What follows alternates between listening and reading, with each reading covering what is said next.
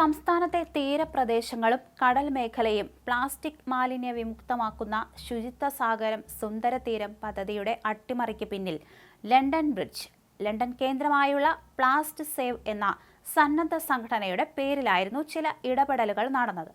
കടലിലെ പ്ലാസ്റ്റിക് മാലിന്യം നീക്കം ചെയ്യുന്നതിനുള്ള സംസ്ഥാന സർക്കാരിന്റെ വിപ്ലവകരമായ പദ്ധതി പഠിക്കാനും സഹായം വാഗ്ദാനം ചെയ്യാനുമായി ലണ്ടനിൽ നിന്നുള്ള ഒരു സംഘം കൊല്ലത്തെത്തിയിരുന്നു.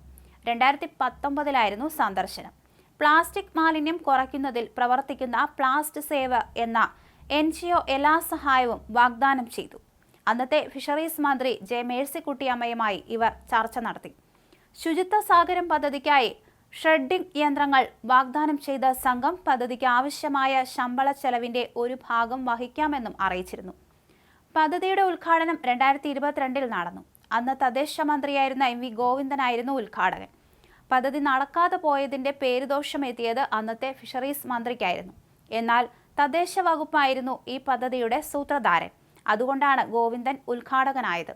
കേരളത്തിൽ ഇത് പദ്ധതിയുമായി ബന്ധപ്പെട്ട ചർച്ചയ്ക്കെത്തിയ പ്ലാസ്റ്റ് സേവ് എന്ന സംഘടനയെക്കുറിച്ചുള്ള ഒരു വിവരവും ഇന്റർനെറ്റിൽ ലഭ്യമല്ല. അതിനിടെ പ്ലാസ്റ്റ് സേവ് എന്ന സംഘം നീണ്ടകരയിൽ സന്ദർശിച്ചതിന് തെളിവായി ഫോട്ടോ മറുനാടന് കിട്ടി. കേരളത്തിൽ 2019 വന്ന സംഘത്തിൽ മലയാളികളായ രാജേഷ് കൃഷ്ണ, രതീന ഹർഷാദ് എന്നിവരും ലണ്ടനിൽ നിന്നുള്ള മാത്യൂസ് എന്നയാളും ഉൾപ്പെട്ടിരുന്നു. ഈ രാജേഷ് കൃഷ്ണയ്ക്കെതിരെയാണ് CPMലെ ഇപ്പോഴത്തെ കത്ത് ചോർച്ച വിവാദം. ചെന്നൈ വ്യവസായിയായ ഷർഷാദാണ് ആരോപണങ്ങൾ ഉന്നയിച്ചത്. വിദേശ വിനിമയ ചട്ടങ്ങൾ ലംഘിച്ചുവെന്ന് പറയുന്നു. ഈ ഒരു സാഹചര്യത്തിലാണ് കൊല്ലത്തെ ശുചിത്വ സാഗരം പദ്ധതിയുടെ പ്രവർത്തനത്തിലും പാളിച്ച വന്നതും ഇത് ദുരൂഹമാകുന്നതും.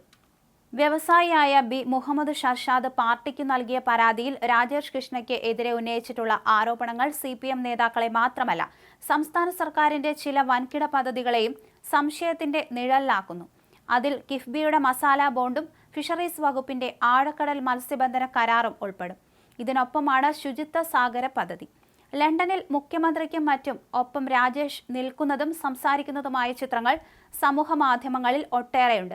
രാജേഷ് തന്നെ ഇത് പങ്കുവച്ചിട്ടുണ്ട്.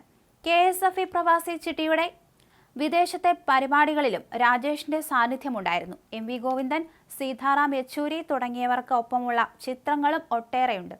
ഒന്നാം പിണറായി സർക്കാരിന്റെ കാലത്ത് വിവാദമായതിനെ തുടർന്ന് റദ്ദാക്കിയ ആഴക്കടൽ മത്സ്യബന്ധന കരാറിനെക്കുറിച്ചും ഷർഷാദ് പരാതിയിൽ പറയുന്നു. കരാർ സംബന്ധിച്ച് ആരോപണമുയർന്നതിനെ തുടർന്ന് EMCCയുമായി ഒപ്പിട്ട 2 കരാറുകളും റദ്ദാക്കിയിരുന്നു. ഫിഷറീസ് വകുപ്പിന്റെ വളരെ പ്രധാനപ്പെട്ട ചില പ്രവർത്തനങ്ങൾക്കും പദ്ധതികൾക്കും ലണ്ടനിൽ നിന്നുള്ള ഒരു കമ്പനിയുടെ സഹായവും പങ്കാളിത്തവും ഏർപ്പാടാക്കിയിരുന്നു എന്നാണ് ഷർഷാദിന്റെ പരാതിയിൽ പറയുന്നത്. അന്ന് ലണ്ടൻ സംഘം എന്ന മട്ടിൽ സന്ദർശനം നടത്തിയ ഗ്രൂപ്പിൽ മാത്യൂസ് എന്ന ഒരു ഇംഗ്ലീഷുകാരൻ മാത്രമാണ് ഉണ്ടായിരുന്നത്. കൊല്ലത്തും മറ്റും നടന്നു വന്നിരുന്ന സർക്കാർ പദ്ധതികളും പ്രവർത്തനങ്ങളും സംഘത്തിന് കാട്ടിക്കൊടുത്തു. ലണ്ടൻ സംഘം എന്ന നിലയ്ക്ക് അവതരിപ്പിച്ചത് പദ്ധതിയുടെ ആശയങ്ങളുമായി ബന്ധമില്ലാത്ത ആളുകളെയാണെന്നും പരാതിയിൽ പറയുന്നു. ഇതിനൊപ്പമാണ് ശുചിത്വ സാഗരം സുന്ദരതീരം പദ്ധതി നടക്കാതെ പോയതും ചർച്ചയാകുന്നത്. ലോ കേരള സഭാംഗം എന്ന പദവിയും രാജേഷ് വ്യക്തിപരമായ ആവശ്യങ്ങൾക്ക് ഉപയോഗിച്ചിട്ടുണ്ടെന്ന് ഷർഷാദ് ആരോപിക്കുന്നുണ്ട്. അതേസമയം ആരോപണങ്ങളോട് രാജേഷ് കൃഷ്ണ പ്രതികരിച്ചിട്ടില്ല.